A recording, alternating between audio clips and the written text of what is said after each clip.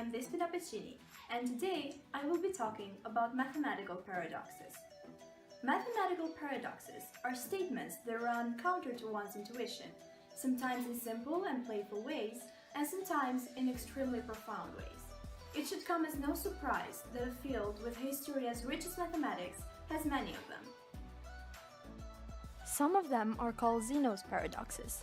Zeno of Elea was an ancient Greek philosopher famous for creating a number of paradoxes and mind-bending riddles.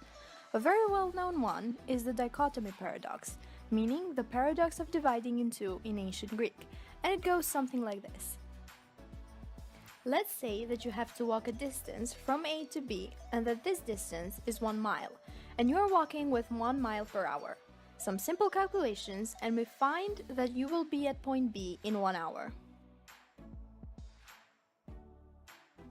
Now, to cover this distance, Zeno says that you must first cover half of it, which is half a mile.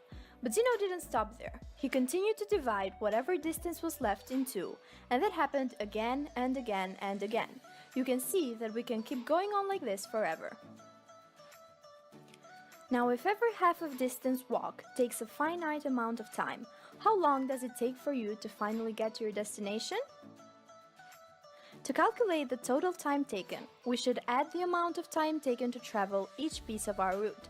But the problem is that there are infinitely finite amount of times.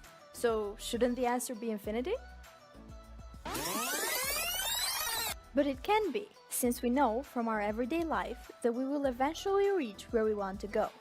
According to Zeno's argument, every kind of travel will take an infinite amount of time, meaning that all motion is impossible, which is obviously a contradiction. However, we should know better and look at this with a mathematician's eye. We denote the total time taken with capital T, which is equal to 1/2 plus 1/4 plus 1/8, and so on. We multiply each side by 2 and get the following expression. It's clear that the square sums are equal, and by substituting them, we get t equal 1. So not only does the infinite series add up to a finite answer, but that finite answer is the same one that common sense tells you is true. Your journey takes 1 hour. As you can see, paradoxes usually tend to mess up your mind, but there is always a logical explanation. I really hope you enjoyed this video, and thank you so much for watching.